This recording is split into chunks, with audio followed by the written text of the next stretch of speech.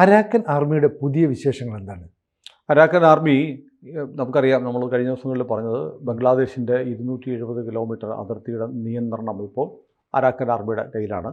ടെക്നാഫ് എന്ന് പറയുന്നൊരു തന്ത്രപ്രധാനമായ ഒരു നഗരം അരാക്കൻ ആർമി ബംഗ്ലാദേശിൻ്റെ ഭാഗത്ത് നിന്ന് പിടിച്ചെടുത്തു. നാഫ് നദി എന്ന് പറയുന്നത് നമ്മൾ പറയുന്ന പോലെ ചെറിയൊരു നദിയല്ലത്. എൻ്റെ ഒരു ചിത്രം ഞാൻ കണ്ടു. അതായത് ആ ചിത്രം കണ്ടപ്പോൾ എനിക്ക് തോന്നുന്നത്, ആ ചിത്രം നമുക്ക് പ്രേക്ഷകരെ കാണിക്കാം, കടൽ പോലെ കിടക്കുന്നൊരു നദിയാണ്. നാഫ് നദിയാണ് ബംഗ്ലാദേശിനെയും മ്യാൻമറിനെയും തമ്മിൽ വേർതിരിക്കുന്നത്. രണ്ട് രാജ്യങ്ങളുടെ അതിർത്തി നാഫ് നദിയാണ്. മ്യാൻമർ സേന അവിടെ പെട്രോളിംഗ് നടത്തുന്നുണ്ടായിരുന്നു. പക്ഷേ മ്യാൻമർ സേനയും അതേ സമയം തന്നെ അരാക്കൻ ആർമി ഓടിച്ചു. ഇപ്പോൾ റഖൈൻ എന്ന് പറയുന്ന പ്രവിശ്യ നേരത്തെ തന്നെ അരാക്കൻ്റെ കയ്യിലായിരുന്നു, ഒരു സ്റ്റേറ്റ്. അതുകൂടാതെ മ്യാൻമർ പിടിച്ചെടുക്കാൻ മ്യാൻമറിൻ്റെ മിക്കവാറും സൈനിക പോസ്റ്റുകളൊക്കെ പിടിച്ചെടുത്തു. ഇപ്പോൾ വരുന്ന ഒരു വാർത്ത, രണ്ട് പ്രധാനപ്പെട്ട വാർത്തകൾ വരുന്നുണ്ട്. ഒന്ന്, നാഫ് നദിയുടെ നിയന്ത്രണം കംപ്ലീറ്റ് അരാക്കൻ്റെ കയ്യിലാണ്. അവിടെ പട്രോളിംഗ് നടത്തിയിരുന്ന ബർമീസ് സേനയെ, മ്യാൻമർ സേനയെ ഓടിച്ചിട്ട് അവരുടെ പെട്രോൾ ബോട്ടുകളിൽ ഇപ്പോൾ പട്രോളിംഗ് നടത്തുന്നത്, മ്യാൻമർ അതിർത്തിയിൽ പട്രോളിംഗ് നടത്തുന്നത് അരാക്കൻ ആർമിയാണ്. രണ്ടാമത്തത്, ഏറ്റവും പ്രധാനപ്പെട്ട ഒരു സാധനം, അത് ചില മാധ്യമങ്ങൾ സംശയങ്ങൾ പറയുന്നുണ്ട്, എന്നാൽ ചില മാധ്യമങ്ങൾ അത് സ്ഥിരീകരിക്കുന്നുമുണ്ട്. അത് ടെക്നാഫ് എന്ന് പറയുന്ന ബംഗ്ലാദേശിനോട് ചേർന്നുള്ള ബംഗ്ലാദേശിൻ്റെ നഗരമാണ്. അവിടെ ആ നഗരം ചെറുകിട നഗരമാണ്. അവിടെ ആ പ്രദേശം അരാക്കൻ പിടിച്ചെടുത്തു എന്നാണ് നേരത്തെ പറയുന്നത്. ഈ ടെക്നാഫിൻ്റെ കുറച്ച് ഭാഗം മ്യാൻമറുമായി ബന്ധപ്പെട്ട് കിടക്കുന്ന സ്ഥലമാണ്. ഈ നാഫ് നദി തന്നെ മ്യാൻമറിൻ്റെ അതിർത്തിയിലാണ്. അപ്പോൾ ടെക്നാഫിനോട് ചേർന്നാണ് റോഹിംഗ്യൻ അഭയാർത്ഥികളെ ബംഗ്ലാദേശിൽ പാർപ്പിച്ചിരുന്നത്. ഈ റോഹിംഗ്യൻ അതിർത്തി ഈ ക്യാമ്പിൽ കിടക്കുന്ന റോഹിംഗ്യൻ മുസ്ലിങ്ങളുടെ വലിയ ശത്രുതയാണ് അരാക്കൻ ആർമിക്കുള്ളത്. കാരണം അവർ തെരാമത ബുദ്ധമതക്കാരുടെ സേനയാണ്. ഈ ബുദ്ധമതക്കാരെ ഈ റോഹിംഗ്യൻ മുസ്ലിമുകൾ നടത്തിയ ആക്രമണം, അവർക്ക് റോഹിംഗ്യൻ സാൽവേഷൻ ആർമി എന്നൊരു ആർമി ഉണ്ടായിരുന്നു. അങ്ങനെ ഒരു ഭീകരസേന ഉണ്ടാക്കി ബുദ്ധമതക്കാരെ ആകെ ആക്രമിക്കുമ്പോഴാണ് അവിടുത്തെ ഒരു ബുദ്ധ സന്യാസിയുടെ ആഹ്വാനപ്രകാരമാണ് അരാക്കൻ ആർമി ഉൾപ്പെടെയുള്ള അവിടുത്തെ തദ്ദേശവാസികൾ ചെറുത്തുനിൽപ്പ് തുടങ്ങിയത്. അങ്ങനെ വന്നപ്പോൾ റോഹിംഗ്യൻസിന് ഓടേണ്ടി വന്നു. അവസാനം അരാക്കൻ ആർമി റഖൈൻ മേഖലയിൽ നിന്ന് കംപ്ലീറ്റ് ബുദ്ധമതക്കാരെ ഉപദ്രവിച്ചുകൊണ്ടിരുന്ന മുഴുവൻ റോഹിംഗ്യൻ മുസ്ലിങ്ങളെ ഓടിച്ചിട്ടാണ് ഇവന്മാർ ബംഗ്ലാദേശിൽ കടന്നതും ബംഗ്ലാദേശ് വഴി ഇന്ത്യയിൽ നമ്മുടെ കേരളത്തിൽ വരെ വന്നിരിക്കുന്നത്. കാരണം ഇവന്മാർ ആരും സാധുക്കളില്ല. ഇവരവിടെ സാധാരണ നമ്മുടെ നാടൻ ഭാഷയിൽ പറയുന്ന വായിൽ കൈയിട്ടാലും കടിക്കാത്ത ബുദ്ധമതക്കാരെ കൊണ്ട് ആയുധമെടുപ്പിച്ച ആളുകളാണ്. അപ്പോൾ എത്ര നല്ല പാർട്ടിയാണെന്ന് അറിയാം. അവന്മാരാണ് വളരെ നിഷ്കളങ്കരായി വന്നിട്ട് നമ്മുടെ നാട്ടിൽ വരെ നിൽക്കുന്നത്. അവന്മാരെയാണ് ഇന്ത്യ സ്വീകരിക്കണമെന്ന് ഇവിടുത്തെ മുസ്ലിം രാഷ്ട്രീയ പാർട്ടികളും ഇടതുപക്ഷ പാർട്ടികളും ആഗ്രഹിക്കുന്നതും ആവർത്തിച്ച് പറഞ്ഞുകൊണ്ടേയിരിക്കുന്നു. മനുഷ്യാവകാശം സംരക്ഷിക്കണം, റോഹിംഗ്യൻസിനെ നമ്മൾ സ്വീകരിക്കണം. എന്നാൽ പിന്നെ പാകിസ്ഥാനിൽ നിന്നും അഫ്ഗാനിസ്ഥാനിൽ നിന്നും ബംഗ്ലാദേശിൽ നിന്നുള്ള ഹിന്ദുക്കളെയും ക്രിസ്ത്യാനികളെയും സ്വീകരിക്കാൻ പാടില്ല താനും. അതും പറയൂര്. CAA പറ്റില്ലല്ലോ. CAA എന്ന് പറയുന്ന നിയമം അവിടെ പെർസിക്യൂഷൻ, മതപീഡനം അനുഭവിക്കുന്ന ബംഗ്ലാദേശിലെ ഹിന്ദു, ക്രിസ്ത്യൻ, ബുദ്ധ, ജൈന മതക്കാരെ അഫ്ഗാനിസ്ഥാനിലെ, പാകിസ്ഥാനിലെ, ഇന്ത്യയിലേക്ക് കൊണ്ടുവന്ന് അവർക്ക് പൗരത്വം കൊടുക്കാനുള്ള നിയമമാണ് CAA. അത് പറ്റില്ല. പക്ഷേ റോഹിംഗ്യൻസിനെ സ്വീകരിക്കണമെന്നാണ് ഇവിടുത്തെ നിലപാട്. അതെന്തോ ആട്ടെ, റോഹിംഗ്യൻസിനെ ബംഗ്ലാദേശ് ഇങ്ങനെ ഓടി വന്ന റോഹിംഗ്യൻസിനെ താമസിച്ചിരുന്ന ക്യാമ്പ് ടെക്നാഫിലായിരുന്നു. അവിടെ നിന്ന് ഏതാണ്ട് 5000-ഓളം മുസ്ലിമുകളെ, റോഹിംഗ്യൻസിനെ, ബംഗ്ലാദേശികളെ ഉൾപ്പെടെ അരാക്കൻ ആർമി പിടിച്ചുകൊണ്ടുപോയി എന്നാണ് ഇപ്പോൾ വരുന്ന വാർത്ത. അതിൻ്റെ ചില ദൃശ്യങ്ങളും വരുന്നു. നമ്മളൊരു ചാനലിൽ കണ്ടു. ആളുകൾ ലൈനായിട്ട് കൊണ്ടുപോയിട്ട് എല്ലാത്തിനെയും കയറിട്ട്, നീളത്തിൽ കയറിട്ട്, അർദ്ധനഗ്നരായ മനുഷ്യർ, ഉടുപ്പൊന്നുമില്ല, ട്രൗസർ മാത്രം ഇട്ട് അവരെ നീളത്തിൽ കയറുകൊണ്ട് ബന്ധിച്ച് അരാക്കൻ ആർമി കൊണ്ടുപോകുന്ന വീഡിയോസ് ഇപ്പോൾ വന്നിട്ടുണ്ട്. അപ്പോൾ എത്ര ശല്യക്കാരായിരിക്കും അവർ അങ്ങനെയൊക്കെ കൊണ്ടുപോകണം? അല്ല, ഈ 92 ഈ റോഹിംഗ്യൻസിൻ്റെ ക്യാമ്പിലേക്ക് ഇപ്പം നാഫ് നദി കടന്ന് ഇപ്പോൾ വന്നതുപോലെയല്ല, സൈനിക അന്വേഷണമല്ല, ഇടയ്ക്ക് ഒരു പട്രോൾ ബോട്ടിൽ നാഫ് ക്യാമ്പിൽ നിന്ന് ഇവർ കയറി വന്നിട്ട് അരാക്കൻ ക്യാമ്പിൽ കയറിയിട്ട് വെടിവെച്ച് വന്നിട്ടുണ്ട്. അങ്ങനെ ചെയ്തല്ലേ? കാരണം അതുമാത്രം ഇവരെ ദ്രോഹിച്ചതാണ്. അതിൻ്റെ പക അവർക്ക് തീർന്നിട്ടില്ല. കാരണം ഇവരുടെ ഈ അരാക്കൻ ആർമിയിൽപ്പെട്ട ആളുകളുടെ അച്ഛനും അമ്മയും സഹോദരന്മാരും ഒക്കെ ഈ ഇവന്മാരുടെ ക്രൂരതയ്ക്കെതിരെ അവർക്ക് ഒരു അത്യാവശ്യം തിരിച്ചടിക്കാനുള്ള ശേഷി ഉണ്ടായപ്പോൾ അവരെന്ത് ചെയ്തു? ഇവന്മാർ ഇതൊക്കെ ചെയ്തിട്ട് എന്ത് ചെയ്തു?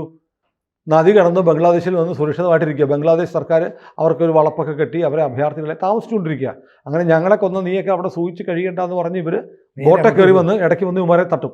അങ്ങനെ നിരവധി സംഭവങ്ങൾ ഉണ്ടായിട്ടുണ്ട്. പിന്നെ ഇവിടെ മീൻ പിടിക്കാൻ പോകുന്നവരെ അരാക്കൻ ആർമി ബോട്ടിൽ വന്ന് തട്ടും, ബംഗ്ലാദേശികളെ, റോഹിംഗ്യൻസിനെ.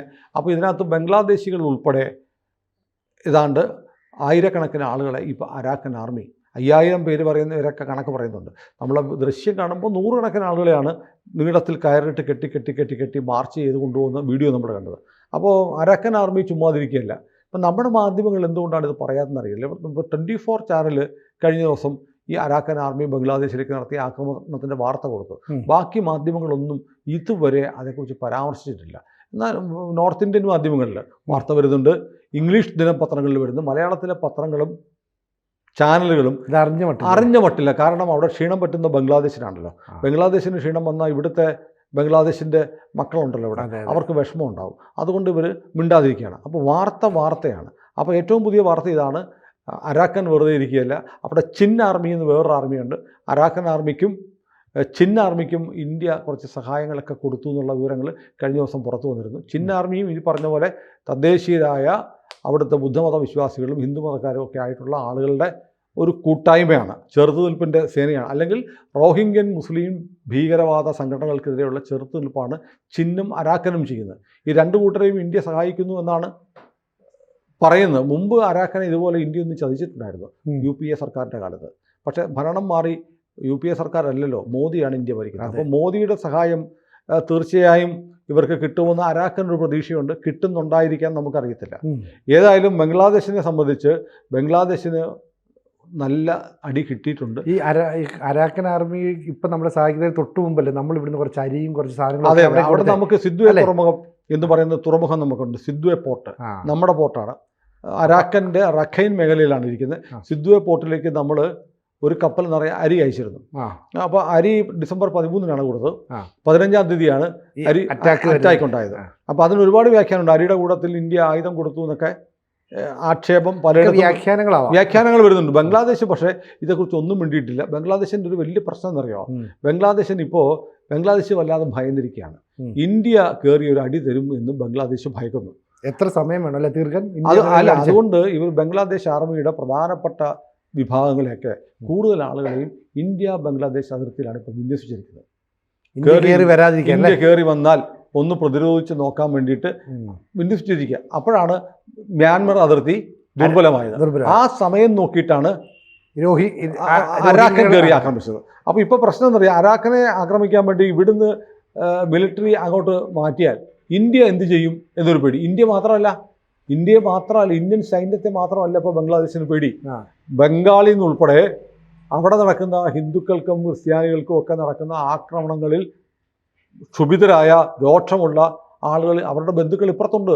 ആസാമിലുണ്ട്, ബംഗാളിലുണ്ട്. അതുകൊണ്ടാണ് മമതാ ബാനർജി ചരിത്രത്തിൽ ആദ്യമായി ഒരു മുസ്ലിം ഭീകരവാദികൾക്കെതിരെ നിലപാടെടുത്തു. ഇപ്പോൾ അനുവദിക്കാൻ പാടില്ല, അവരെ ഇടപെടണം, ഇന്ത്യ ഇടപെടണം, മോദി ഇടപെടണം, മോദി അടി കൊടുക്കണം എന്നൊക്കെ മമത പറഞ്ഞു. അപ്പം മമതയെ പേടിയുണ്ട്. മമത പറഞ്ഞിട്ട് പോയി അടിച്ചിട്ട് വാടാന്ന് പറഞ്ഞ് കുറേ ആളുകളെ അത് പറഞ്ഞു വിട്ടാലോ അല്ലെങ്കിൽ സ്വമേധയാ ആളുകൾ അങ്ങോട്ട് പോയാലോ എന്നുള്ള പേടി കൂടിയുണ്ട്. ഇന്ത്യൻ ആളുകൾ കയറി ആക്രമിച്ചാലോ എന്നുള്ള പേടിയും കൂടി ഉള്ളതുകൊണ്ടാണ് ബംഗ്ലാദേശ് ഇന്ത്യൻ അതിർത്തിയിൽ ആസാമിൻ്റെയും പശ്ചിമ ബംഗാളിൻ്റെയൊക്കെ അതിർത്തിയിൽ വലിയ തോതിൽ സൈനിക വിന്യാസം നടത്തിയിരിക്കുന്നത്. അതിനെ മാറ്റി എടുക്കാനുള്ള ധൈര്യം ഇപ്പം യൂനിസിനില്ല. ഇന്ത്യൻ സേനയെ ഇവിടുന്ന് മാറ്റിയാൽ എന്തെങ്കിലും ഇവിടെ ഒരു കാഷ്വാലിറ്റി ഉണ്ടാവും. അപ്പോൾ പിന്നെ അരാക്കൻ കയറി വന്നാൽ പോട്ടെ, അവരെ ചേർക്കാൻ രണ്ടിടത്തും കൂടെ ഒരേ സമയം ഇസ്രയേലൊക്കെ ചെയ്യുന്ന പോലെ 3-4 തലത്ത് യുദ്ധമുഖം ഒന്നും തുറക്കാൻ ബംഗ്ലാദേശിന് കപ്പൽ പോലും കാണാൻ പറ്റില്ല. അതുകൊണ്ട് അരാക്കൻ കയറിക്കോട്ടെ, എന്ത് ചെയ്യാൻ, ഇവിടുന്നിട്ട് വലിക്കാനും വയ്യ, അവിടെ പോയി ചെറുക്കാനും വയ്യാത്തൊരു പ്രതിസന്ധിയിൽ യൂനിസ് പെട്ടിരിക്കുകയാണ്. ഇതേ യൂനിസ് തന്നെയാണ് പിന്നെ നരേന്ദ്രമോദിക്ക് കത്തെഴുതിയിട്ട് ഞങ്ങൾക്ക് 50,000 മെട്രിക് ടൺ അരിയും കൂടെ വേണം. അവിടെ പട്ടിണി കൊണ്ട് പരിവട്ടമാണ്. നമ്മളിത് അത് വേറെ പറയുന്നത്, നമ്മളിതുവരെ അതിന് മറുപടി കൊടുത്തിട്ടില്ല. ഈ ഹ്യൂമാനിറ്റേറിയൻ ജീവകാരുണ്യപരമായ നിലപാട് എടുക്കണമെന്ന് പറയുന്നുണ്ട്. ഇപ്പം ചില ആളുകളൊക്കെ പറയത്തില്ല. ഇപ്പം കഴിഞ്ഞ ദിവസം ഒരു സംഭവം ഉണ്ട്, എന്തോ ഒരു മിലാഫ് കോളയോ എന്ന് പറഞ്ഞൊരു കോള സൗദി അറേബ്യയിലുണ്ടാക്കി.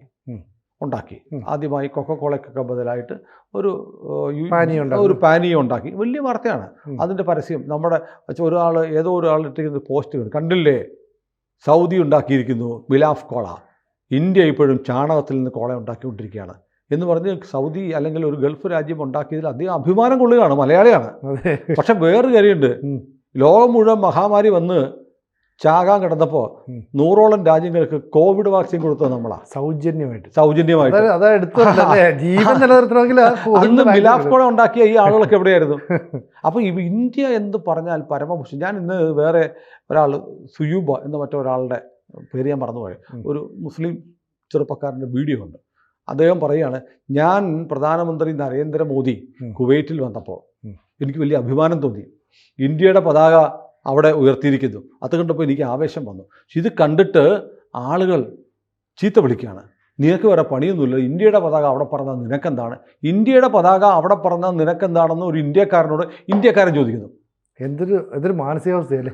അവരുടെ ആ ചോദിച്ച ആളുടെ പേരെന്തായിരിക്കും എന്നറിയാമല്ലോ, ഊഹിക്കാം. അപ്പം അതിനെക്കുറിച്ച് അതെന്തൊരു മര്യാദകേടാണ് എന്ന് പറയുന്നത് അതേ വിഭാഗത്തിൽപ്പെട്ട ഒരു ചെറുപ്പക്കാരനാണ്. ആ കൂട്ടത്തിൽ വകതിരിവുള്ള ആളുകളും ഉണ്ട്. പക്ഷെ മഹാഭൂരിപക്ഷം ആളുകളും എൻ്റെ ഈ വീഡിയോയുടെ താഴെ വന്നിട്ട് എന്നെ ചീത്ത വിളിക്കുന്നു. ഇന്ത്യൻ പ്രധാനമന്ത്രി അവിടെ വന്നു, ഇന്ത്യയുടെ പതാക അവിടെ ഉയരുന്നു, ഇന്ത്യക്ക് അഭിമാനം, ഇന്ത്യക്കാരൻ എന്ന നിലയിൽ ഞാൻ അഭിമാനിക്കുന്നു എന്ന് പറയുമ്പോൾ ഈ കേരള നാട്ടിലെ കുറേ ആളുകൾ വന്ന് ചീത്ത വിളിക്കുന്നു. അത് എങ്ങനെ അവർക്കതിന് കഴിയുന്നു എന്ന് ദേശാഭിമാനിയായ ദേശസ്നേഹിയായ ഒരു മുസ്ലിം ചെറുപ്പക്കാരന് പോസ്റ്റിട്ട്, വീഡിയോ ഇട്ട്, റീലിട്ട് ചോദിക്കേണ്ടി വന്നിരിക്കുന്നു നമ്മുടെ നാട്ടിൽ. അവനെ സംബന്ധിച്ച് എത്ര അഭിമാനം. അവനൊരു രാജ്യത്ത് ജോലി ചെയ്യുന്നു, ആ രാജ്യത്ത് രാജാവിനൊപ്പം ഭരണാധികാരിക്കൊപ്പം ഇന്ത്യൻ പ്രധാനമന്ത്രി നിൽക്കുന്നു, നമ്മുടെ വെള്ളിയാഴ്ച അവധിയാണ് എനിക്ക്. ഞാൻ നോക്കും, അവിടെ ഏതോ മാളിന്റെ മുന്നിൽ വിദേശ രാജ്യങ്ങളുടെ കൊടി ഉയർത്തും. അവിടുത്തെ ഭരണാധികാരികൾ വരുമ്പോൾ നമ്മുടെ കൊടി എന്നാണ് ഇവിടെ ഉയരുന്നത് എന്ന് ഞാൻ ഇങ്ങനെ ആലോചിക്കാം. അങ്ങനെ ആയപ്പോഴാണ് ഞാൻ ഓർത്ത് ഇന്ന് വെള്ളിയാഴ്ചയാണല്ലോ, നമ്മുടെ പ്രധാനമന്ത്രി വന്നിട്ടുണ്ടല്ലോ, അപ്പോൾ നമ്മുടെ രാജ്യത്തിന്റെ കൊടിയും ആ മാളിന് മുന്നിൽ ഉയർന്നിട്ടുണ്ടാകും എന്ന് കരുതി അത് കാണാൻ വേണ്ടി ഞാൻ പോയതാണ്. അതിന്റെ പേരിൽ എന്നെ ചീത്ത വിളിക്കുന്നു കുറെ ആളുകൾ എന്ന് പറയുന്നൊരു വീഡിയോ നോക്കട്ടെ. ആ വീഡിയോ കിട്ടുകയാണെങ്കിൽ അത് ഇതിന്റെ കൂടെ നമുക്ക് പ്രേക്ഷകരെ കാണിക്കാം. ഇന്ത്യയുടെ പതാക പാറിപ്പറക്കുന്ന നിനക്കെന്താ അഭിമാനം, അങ്ങനത്തെ കുറെ കമന്റുകൾ. സത്യം പറയാൻ എനിക്ക് അഭിമാനമുണ്ട്. കാരണം ഞാൻ ജനിച്ചു വളർന്നത് ഇന്ത്യയിലാണെങ്കിൽ, ഞാനൊരു ഇന്ത്യക്കാരനാണെങ്കിലും ഇന്ന് ഇപ്പൊ പോറ്റുന്നത് ഇവിടുത്തെ കുവൈത്ത് മണ്ണാണ്. ഈ ഒരു കുവൈത്ത് എന്ന രാജ്യത്തിന്റെ പതാകയോടൊപ്പം നമ്മുടെ ഇന്ത്യന്റെ ഒരു പതാക കാണുന്ന അതിൽ അഭിമാനം തന്നെയാണ്. അപ്പൊ ഇങ്ങനെയാണ് നമ്മുടെ രാജ്യത്ത് ജീവിക്കുന്നു, എന്നിട്ട് നമ്മുടെ രാജ്യത്തെ ചീത്ത വിളിക്കുക അല്ലേ. അവന് പാസ്പോർട്ട് എടുക്കാൻ ഇന്ത്യ വേണം. മനസ്സിലായി. പുറത്ത് പോയി കഴിഞ്ഞാൽ ഇവന്റെയൊക്കെ ശരിക്കും വേണ്ട ഇങ്ങനെയുള്ളവന്റെയൊക്കെ ID നോക്കിയെടുത്ത് വെച്ചിട്ട് ഇവന്റെയൊക്കെ പാസ്പോർട്ട് റദ്ദാക്കണം. അപ്പോൾ അറിയും ഈ ഖലിസ്ഥാനികൾക്ക് ചെയ്യുമെന്ന് പറഞ്ഞ പോലെ. അപ്പോൾ അറിയാം രാജ്യസ്നേഹമില്ലാത്ത ആളുകളാണ് ഈ നാട്ടിലെ കുറേ ആളുകൾ എന്ന് പറയുമ്പോൾ, അല്ല ഞങ്ങളുടെ രാജ്യസ്നേഹികളാണെന്ന് പറയുന്നവരുടെ തനിനിറം ഇന്ത്യയുടെ ഒരു കൊടി കാണും. ഇന്ത്യയുടെ കൊടി പറഞ്ഞാൽ നിനക്കെന്താണ് എന്ന് ചോദിക്കുന്ന ആളുകൾ നമ്മുടെ രാജ്യത്തുണ്ട്. പിന്നെ ഈ ഗൾഫിലൊക്കെ പോയിട്ട് നക്കുന്നില്ലേ എന്ന് കളിയാക്കി ചോദിക്കും. എടാ, ഗൾഫിൽ പോയിട്ട് ഭിക്ഷ എടുത്തല്ല മലയാളി പണിയെടുക്കുന്നത്, അല്ല കഠിനാധ്വാനം ചെയ്തിട്ട്. അവിടുത്തെ ഗൾഫ് രാജ്യങ്ങളുടെ ഔദാര്യമൊന്നുമല്ല. ഗൾഫ് എന്നല്ല, ലോകത്തെ ഒരു രാജ്യത്തും ഇന്ത്യക്കാരൻ പോയി ശമ്പളം വാങ്ങുന്നുണ്ടെങ്കിൽ, പണം വാങ്ങുന്നുണ്ടെങ്കിൽ സൗജന്യമല്ല, അധ്വാനിച്ചിട്ടാണ് അല്ലേ. ആ രാജ്യത്തിൻ്റെ നിർമ്മാണ പ്രവർത്തനങ്ങളിൽ പങ്കാളിയായിട്ടാണ്, ആ രാജ്യത്തിന് വേണ്ടി സേവനം ചെയ്തു കൊടുത്തിട്ടാണ്. അല്ലാതെ ഒരു മലയാളിയും ഒരു ഇന്ത്യക്കാരനും വിദേശത്ത് നിന്ന് ഒരു രാജ്യത്തിന്റെ ഔദാര്യം പറ്റുന്നില്ല. പണിയെടുത്ത കാശാണ്. അവന് സ്കില്ലുള്ളതുകൊണ്ടാണ്. അവന് സ്കില്ലുള്ള, അതെ തീർച്ചയായിട്ടും അവന്റെ കഴിവിനെയാണ് അവർ അംഗീകരിക്കുന്നത്. പിന്നെ ഈ പറയുന്ന ഗൾഫ് രാജ്യങ്ങൾ ഉൾപ്പെടെയുള്ള പല രാജ്യങ്ങളുടെയും നിർമ്മാണത്തിൽ ഇന്ത്യക്കാർക്കും മലയാളിക്ക് വലിയ പങ്കുണ്ട്. നമ്മുടെ അധ്വാനമുണ്ട്, നമ്മുടെ ചോരയുണ്ട്, നമ്മുടെ വിയർപ്പുണ്ട് അല്ലേ. അതെ, അതിനൊക്കെ പണം കിട്ടിയിട്ടുണ്ടാവാം. അതെല്ലാവരും അങ്ങനെയാണ്. പണിയെടുത്താൽ കാശ് കിട്ടും. പണിയെടുക്കുന്നു എന്നതുകൊണ്ട് വിദേശ രാജ്യം നമ്മുടെ രാജ്യത്തെക്കാളും വലുതാണെന്നല്ല പറയണം. വേണമെങ്കിൽ നിങ്ങൾ തുല്യമാണെന്ന് പറഞ്ഞോ, എനിക്ക് ഈ രാജ്യം പോലെ, എൻ്റെ മാതൃരാജ്യം പോലെ പ്രിയപ്പെട്ടതാണെന്ന് പറഞ്ഞാൽ നമുക്ക് മനസ്സിലാക്കാം. പക്ഷെ മാതൃരാജ്യം ഒന്നും കൊള്ളത്തില്ല. ആ രാജ്യമാണെന്ന് പറയുന്നത് വളരെ മോശമാണ്. അവിടെ അത് അങ്ങനെയല്ല. എൻ്റെ രാജ്യം എന്ന് പറയുമ്പോൾ, എൻ്റെ രാജ്യത്തിൻ്റെ പതാക കാണുമ്പോൾ എനിക്ക് അഭിമാനം വരുന്നു എന്നൊരു ചെറുപ്പക്കാരൻ പറഞ്ഞാൽ അവനെ സൈബർ ബുള്ളിയിങ് നടത്തുന്നതും എത്ര മോശമാണ്. ഇതൊക്കെ നമ്മുടെ കൂട്ടത്തിൽ നമ്മുടെ വിഷയം മാറി. ഏതായാലും യൂനിസിൻ്റെ അവസ്ഥ വല്ലാത്ത പരിഗണനയിലാണ്. ഈ ജനുവരി 20 കഴിഞ്ഞാൽ കഷ്ടിച്ച് ഒരു മാസത്തിനുള്ളിൽ യൂനിസ് എന്ന കടൽക്കിഴവൻ കുഴിയിലേക്ക് പോകാനുള്ള എല്ലാ സാധ്യതയുണ്ട്. അത് എത്രയും വേഗം സാധിക്കട്ടെ എന്ന് അവിടെ പീഡിപ്പിക്കപ്പെടുന്ന മനുഷ്യരുടെ പേരിൽ നമുക്ക് സർവശക്തനായ തമ്പുരാനോട് പ്രാർത്ഥിക്കാം. കൂടുതൽ വാർത്തകളും വിശേഷങ്ങളും നിങ്ങളിലേക്ക് എത്താൻ ABC മലയാളം സബ്സ്ക്രൈബ് ചെയ്യുക, ബെൽ ബട്ടണും അമർത്തുക.